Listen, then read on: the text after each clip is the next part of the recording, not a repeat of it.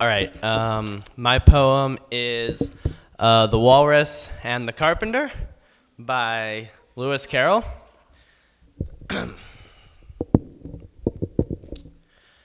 The sun was shining on the sea, shining with all his might. He did his very best to make the billows smooth and bright, and this was odd, because it was the middle of the night.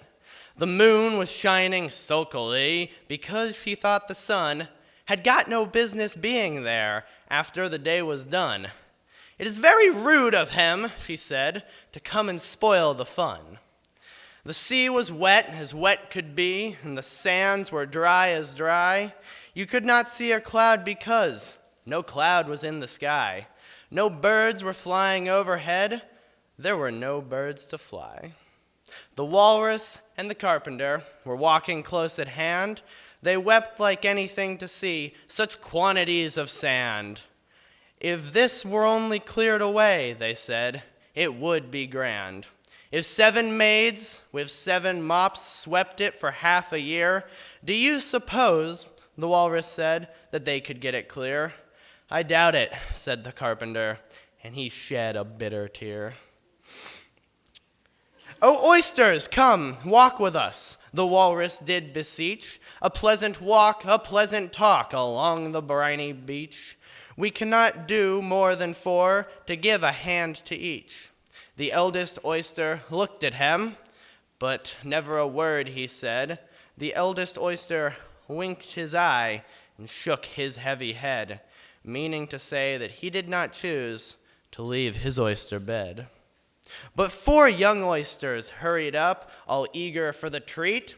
Their coats were brushed, their faces washed, their shoes were clean and neat.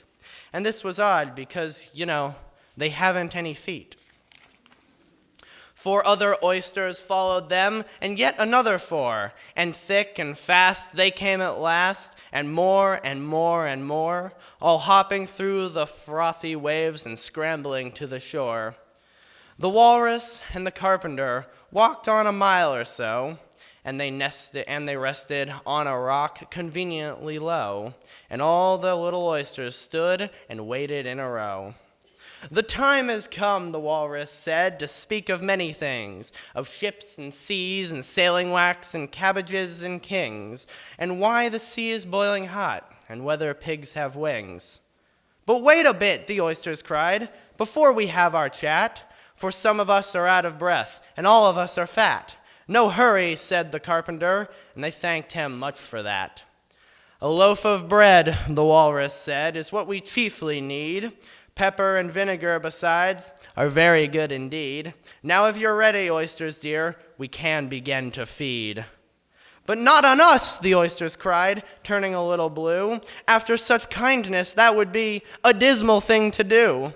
"The night is fine," the walrus said. "Do you admire the view?" "It was so kind of you to come, and you are very nice." The carpenter said nothing, but cut us another slice. "I wish you were not quite so deaf. I had to ask you twice." "It seems a shame," the walrus said, "to play them such a trick, after we've brought them out so far and made them trot so quick." The carpenter said nothing, but the butter's spread too thick. "I weep for you," the walrus said. "I deeply sympathize." With sobs and tears he sorted out those of the largest size, holding his pocket handkerchief before his streaming eyes. "Oh, oysters," said the carpenter, "you've had a pleasant run. Shall we be trotting home again?" But answer came there none. And this was scarcely odd, because they'd eaten every one. Thank you.